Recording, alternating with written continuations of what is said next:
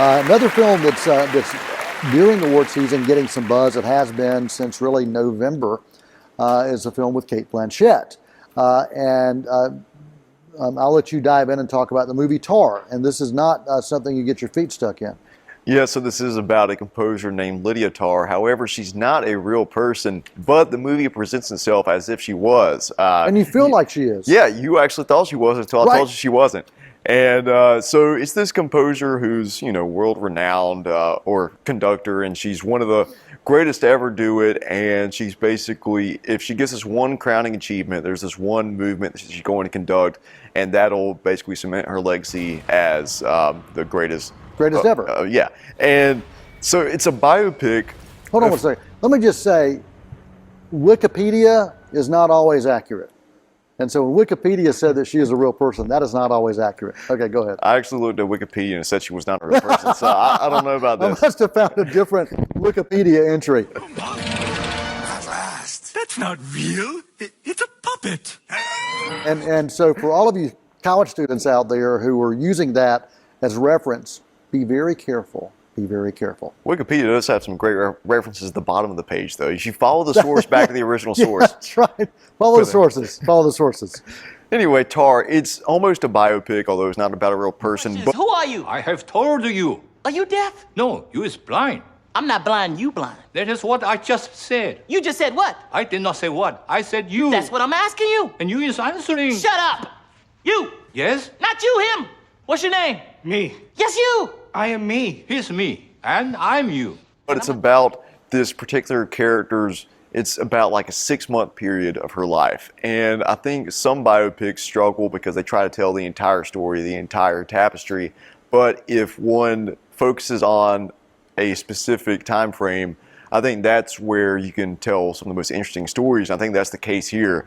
And there's been a lot of conversation surrounding this film and whether it's an endorsement of the character or an indictment of her. Yeah. And we know, based on the film's representation of her, that she is of questionable character at the very least, but she could be a terrible person at the worst. But it's very unclear either way, and I think that's intentional. I think so too. And director Todd Field, I think he's adding all these hints for all of us to kind of make our own assessment of the character and of who she is. And if this was a real life person, that would be a lot more difficult to do. But because it's a fictional character, I think that makes for more interesting conversations and ultimately less controversial. Because if you're going to depict a real person without having all the clearest of details, that can become problematic. Yeah. If you are looking at a real person, you would definitely say, well, I think they were being,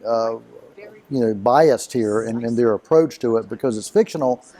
It really does, in many ways. I think it leaves it up to the interpretation of the audience to decide how they feel about this particular character.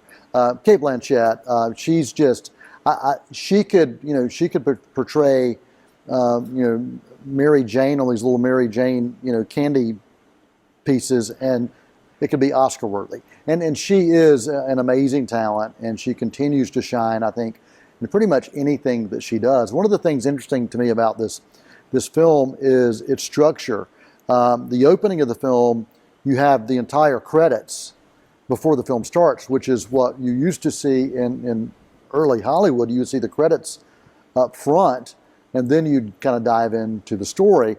And the way the story begins, it's almost as if it is the kind of that documentary style. You see her being interviewed on stage by someone who is kind of this, I guess, a TV, radio. A Noel Manning type. A Noel Manning type of personality who's doing this Q&A with this famous composer. And it does that for 15 or so minutes, it seems. Yeah, and a lot of these sequences are structured like a play where it's 15, 20 minutes here on this one scene, 15, 20 minutes on this next scene, but also with unbroken camera takes. And unlike something like Children of Men, where it's very obvious that that's like 5 minutes, one take, where the camera is moving through all these explosions. This one is very subtle. Right. It doesn't really call attention to itself. I love showy oneers like that, Right. but I also love more subtle ones like this, to where it's just makes you pause like 5 minutes through the scene and say, wait, there hasn't been a cut Right. in what, 5 minutes. And So for me- I like those a lot. Well, for me, when those kind of things work, it's all about the talent and the dialogue. And there are some of those with Cate Blanchett, especially when she's there, talking to all the instrumentalists that she's getting ready to go through some practices, and you see some of these takes of her just kind of chatting and interacting with them, and then before you know it, like, wait, they haven't. That's one shot. It's one shot, and that's where it goes back to what you said earlier. It's very much like a theatrical performance where she's on stage performing, because you don't have multiple takes. Yeah. And the first 2 hours of this movie do feel very based in reality, but the last half hour almost stretches into a dreamlike state. And I read this incredible article. It was on Slate.com, written by Dan Coyce. I'd recommend checking that out for anybody out there. But basically, this article examines whether or not the last 30 minutes of this movie are a dream sequence, just all happening in Lydia Tár's head. And some movies, when they do that, it just doesn't work, and it's kind of leaves you with a sour taste in your mouth. But this is one of the few times where, if you come up with, was it all a dream, where I can actually see it working. So I'll have to send that article to you, but it's very really interesting theory there. Well, this is a film that you do have to invest your time in. It's not one of those, Thomas, that you can be looking at other screens while this movie's on, or you can be going out and coming back in. You have to really pay attention to what's going on. At least for me, it was one of those I felt like I really had to invest myself into. Yeah, absolutely. I appreciated watching this, but I didn't enjoy myself watching it.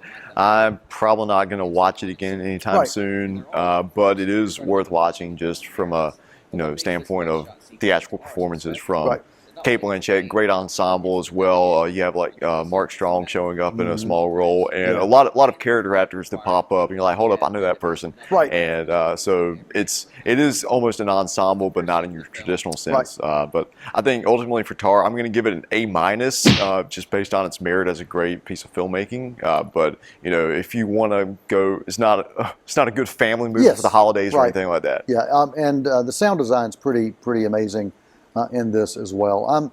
I'm settling with a solid B rating for Tár, which you can find in select theaters now, and watch out for this during awards season as well. We're gonna